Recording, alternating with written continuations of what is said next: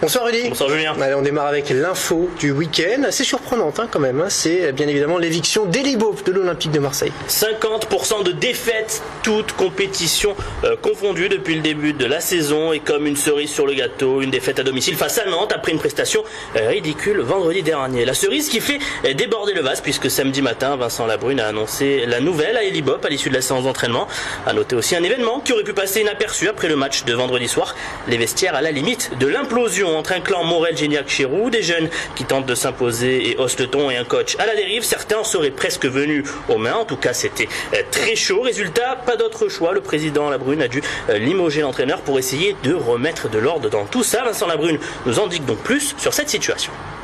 Et on est tous coupables, mais le premier responsable, c'est l'entraîneur. Voilà, donc d'où cette décision, encore une fois, humainement très difficile à prendre. Il se trouve que José est là. José a l'énorme avantage de bien connaître le club, de connaître le métier d'entraîneur aussi, et surtout, et c'est le point central à mes yeux, de très très bien connaître nos joueurs. C'est des garçons qui ont certes beaucoup de qualités footballistiques et humaines aussi, mais qui ont aussi pas mal de défauts par moment, notamment celui, j'ai l'impression, en tout cas sur le terrain, ces dernières semaines, qu'il y en a quelques-uns qui ont oublié qui portait le maillot de l'Olympique de Marseille, et je pense que José est le plus à même à court terme de rappeler à tout le monde les enjeux qui sont les nôtres, le passé de ce club, son histoire, ses ambitions et le degré d'exigence qu'est le nôtre.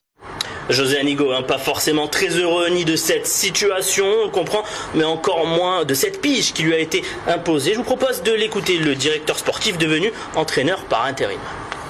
Il m'a expliqué que j'étais salarié du club, que j'avais pas le choix et que dans l'urgence, je devais prendre l'équipe. Et il y a 4 matchs qui arrivent et je crois que le but c'est de faire nos 4 matchs et après on fera avec Vincent un point à la fin des 4 matchs. Mais là aujourd'hui, je me projette pas plus loin que ça dans l'immédiat. Mais vous y croyez à ça? Ça a l'air quand même d'être de la com. À mon avis, il est quand même content de reprendre. Je suis pas sûr. Honnêtement, je suis pas sûr. Bon, du coup, Rudy, qui pour le remplacer en janvier, si jamais il sera remplacé? Parce que là aussi. Alors, vous vous en doutez, mon cher Julien, beaucoup de noms fusent depuis l'annonce du départ de Elie Baup. Le grand favori est Frédéric Antonetti, l'entraîneur d'origine corse libre de tout contrat, serait intéressé par le challenge, et pour l'OM, ce serait le meilleur choix rapport qualité-prix et surtout disponibilité. Parmi les autres noms, on parle d'anciens, que ce soit entraîneurs comme Eric Guéretz, même si cela paraît improbable, ou chez les joueurs avec Jean-Pierre Papin ou Fabrizio Ravanelli. Là, c'est plus le CV qui ne semble pas au niveau pour le club. Après, nous ne sommes pas à l'abri d'une surprise, bonne ou mauvaise d'ailleurs, je ne sais pas, on verra. Et les tweetos, Julien, il me semble qu'ils se déchaînent sur ce sujet, et comme d'habitude, vous avez repéré un des tweets dont vous avez le secret. Non, mais c'est-à-dire que les tweetos sont assez déchaînés, ils n'ont pas l'air d'apprécier particulièrement la nomination de José Anigo. Alors, il y a l'inénarrable José Gronigo, c'est votre préféré, lui, José le compte parodique, qui nous dit: putain, pardonnez-moi, j'aime bien ce boulot, si je fais mieux que Baup, Fada, je reste entraîneur, si je suis encore plus bidon, je retourne directeur. Mais c'est pas faux, ceci dit. C'est-à-dire que même s'il se rate, il reste directeur sportif de l'OM. Il restera directeur sportif de l'OM, et même si les 4 matchs qui lui restent à faire seront bons, je ne suis pas sûr qu'il restera entraîneur, parce que ce n'est pas un poste qui lui plaît ni qui lui convient. Bon, on verra, on sait à quel point vous êtes bon sur les pronostics. Allez, autre tweet, là aussi c'est de l'humour, à prendre avec des pincettes. Première séance d'entraînement avec José Anigo, programme simulation, menace envers l'arbitre, tacle à la gorge. Ils sont déchaînés, contre ils sont José. déchaînés, et ça c'est pas cool du tout de le dire ça à José, mais bon, écoutez, ils se débrouilleront avec les gens qui font ces tweets. Allez, autre tweet peut-être plus sérieux, celui-ci, c'est Optagen qui nous rappelle que le ratio de victoire de José Anigo en tant qu'entraîneur de l'OM en Ligue 1, José Anigo qui a déjà été entraîneur il y a 10 ans, qui nous rappelle donc 33% de victoire, c'est son ratio de victoire. Elie Baup c'était 53%, plus d'ailleurs que Didier Deschamps, 46%, comme quoi le nom, ça peut jouer aussi. Exactement. Et donc un ratio de victoire assez faible, mais l'équipe n'était pas la même à l'époque. L'équipe n'était pas la même, et José Anigo, donc on le rappelle, là il a été surtout pris pour mettre un peu d'ordre dans cette équipe, pour aller taper du poing sur la table, peut-être pas pour ses prestations de tacticien et de stratégie. On dit qu'il risque de donner du temps de jeu à ceux qui en demandent. Est-ce qu'il va pas donner raison aux jeunes garnements là? Ça il faudra voir. Il a dit qu'il y aurait du changement. Alors il y aura peut-être du temps de jeu pour tous les jeunes, mais à mon avis il va surtout remettre de l'ordre dans le vestiaire, parce qu'en ce moment, à ce qui paraît, c'est un peu la panique dans tout ça. Et oui, pour Montpellier, ça s'arrange petit à petit peut-être? Oui, alors ça s'arrange, en tout cas c'est presque la même chanson, mais ce qu'on sait c'est que les Héroltais savent déjà qui succède dans Fernandez, contrairement à l'OM. Roland Courbis a pris son poste ce matin. Alors on ne peut pas dire qu'il a pris ses marques, puisque le club il le connaît pour l'avoir coaché de 2007 à 2009. Il est d'ailleurs l'un des principaux acteurs de la montée en Ligue 1.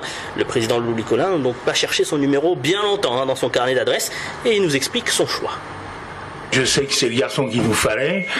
Michel Mézy, a réussi à le convaincre. J'ai mis une petite couche, Laurent aussi, il est là, et j'espère que c'est peut-être pas plus facile, mais un peu plus que quand t'es venu la première fois. Parce que Créteil, c'était dur ça. Mais enfin, on s'en est sorti, j'espère qu'on va s'en sortir. Parce que, comme on dit, vous avez vu les installations que vont avoir le club, et ça serait quand même malheureux qu'on dégringole en deuxième division. Roland Courbis arrive donc en territoire connu et presque un homme providentiel en vue de la situation. Le MHSC est 17e à quelques journées de la trêve hivernale et pourtant Roland Courbis sait qu'il ne va rien révolutionner. Il a d'ailleurs adapté ses objectifs à la situation. Écoutez-le. Se rapprocher du milieu de tableau. Mais si par exemple aujourd'hui tu me dis qu'on termine 17e, eh bien je vais te dire ok, ça n'empêchera pas que dans les 5 mois à venir on mettra en place une réflexion pour pouvoir construire un groupe et corriger un petit peu ce qu'il faut corriger pour être plus performant la saison d'après. J'arrive pas comme Zorro, j'arrive pas comme un magicien, ça j'y crois pas, l'histoire des chocs psychologiques j'y crois pas.